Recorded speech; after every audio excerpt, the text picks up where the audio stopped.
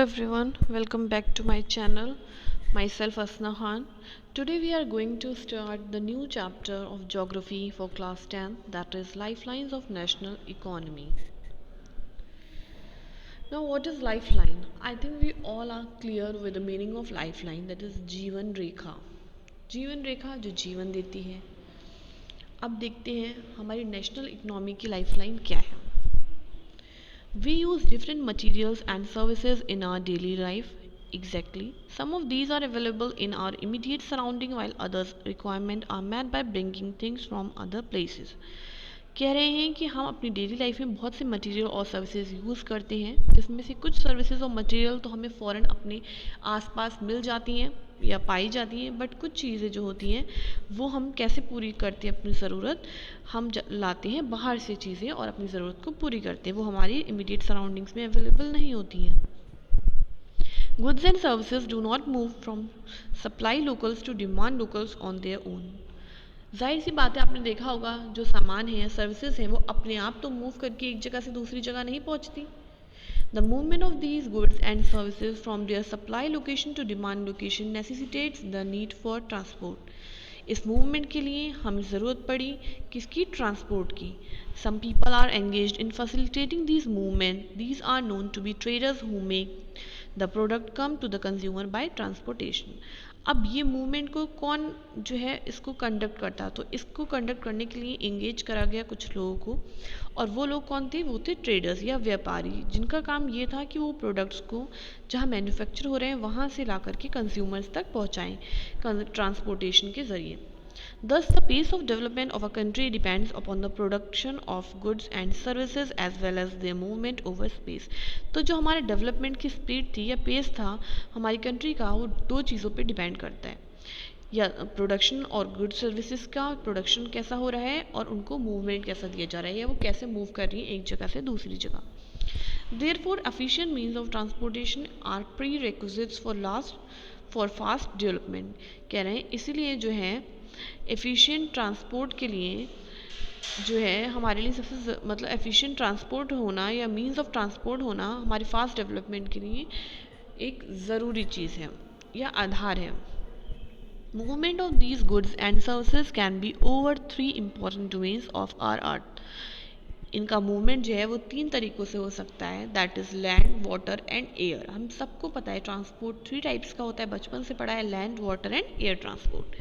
Based on these, transport can also be classified into land, water and air transport. Here the figure is given that land में कौन कौन से आ रहे हैं? Roadways, railways, pipelines, water में inland and overseas transport, और air में domestic Airways, international Airways, public undertaking and private undertaking. For a long time, trade and transport were restricted to a limited space. With the development in science and technology, the area of influence of trade and transport expanded far and wide. They are saying कि पहले time पे या बहुत time तक ऐसा रहा कि हमारा जो मतलब मूवमेंट था चीज़ों का वो छोटे से एरिया के अंदर ही रहता था. हम दूर तक नहीं जा पाते थे, अपने सामान को नहीं बेच पाते थे या नहीं ख़रीद पाते थे दूर का सामान बिकॉज ऑफ डिस्टेंस. बट जैसे ही हमारा ट्रांसपोर्ट डेवलप हुआ, मॉडर्न मेथड्स आए, तो हमने सीखा और हमें ये फैसिलिटी मिली कि हम अपने सामान को ईजिली या विद इन नो टाइम एक जगह से दूसरी जगह डिलीवर कर सकें. Today, the world has been converted into a large village with the help of efficient and fast moving transport.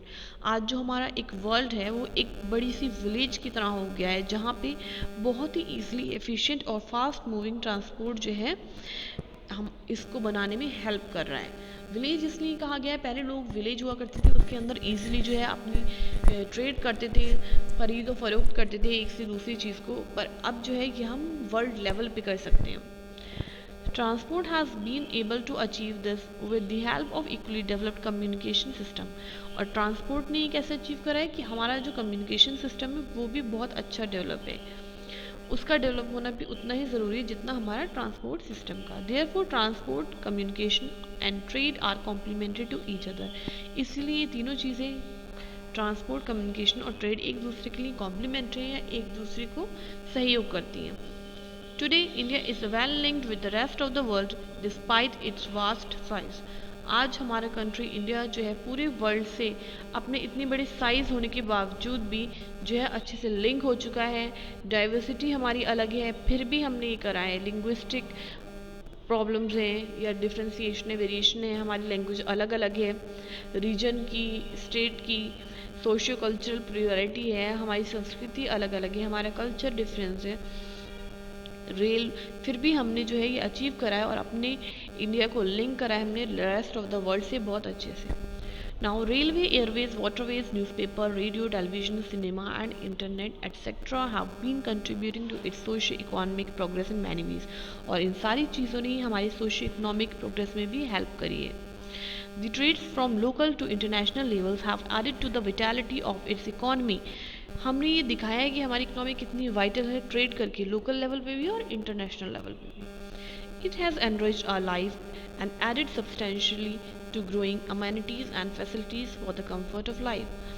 कह रहे हैं इसने एनरिच कराया हमारी लाइफ को, ऐड करिए सब्सटेंशियली उसके अंदर जो हमारी ग्रोइंग अमेनिटीज़ हैं, नीड्स हैं, और फैसिलिटेट कराई है, हमें दी है, कंफर्ट्स ऑफ लाइफ दिया है। क्यों? क्योंकि अब जो है हम अपना सामान तो सेल कर रहे हैं, उससे जो पैसा आ रहा है वो भी हमें हेल्प कर रहा है, हमें कंफर्ट दे रहा है। बट अब हम बहुत सा ऐसा अच्छा अच्छा सामान है जो बाहर बनता है उसको भी हम यूज़ कर सकते हैं और लाइफ का कंफर्ट ले सकते हैं।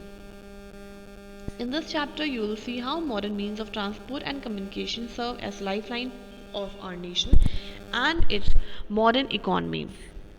कह रहे हैं हम इस चैप्टर में देखेंगे कैसे मॉडर्न मीन्स ऑफ ट्रांसपोर्ट और कम्युनिकेशन ने सर्व करा है, कैसे वो हमारे नेशन की लाइफ लाइन बनी है और हमारी मॉडर्न इकोनॉमी को भी बूस्ट करा है।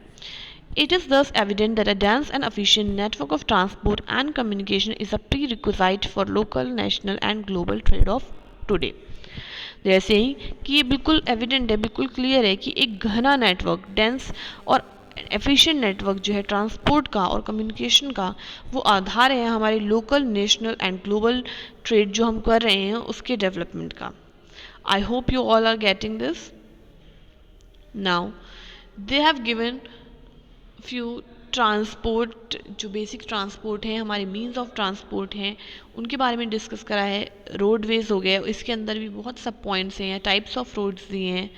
Then we have the railways, that is also the important means of transport, and then obviously we have the waterways. Major seaports is there, airways, yes.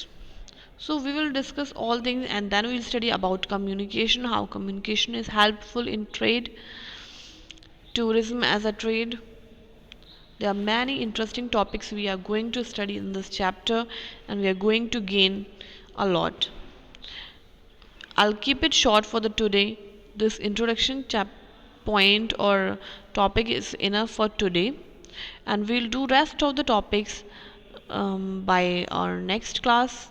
I hope you all got this, and if there is any query, feel free to comment or ask in the comment box. I'll try to answer all your queries, and we'll meet obviously in the next class. Till then, please don't forget to subscribe the channel, like the video and share with your friends, and we'll meet in the next class.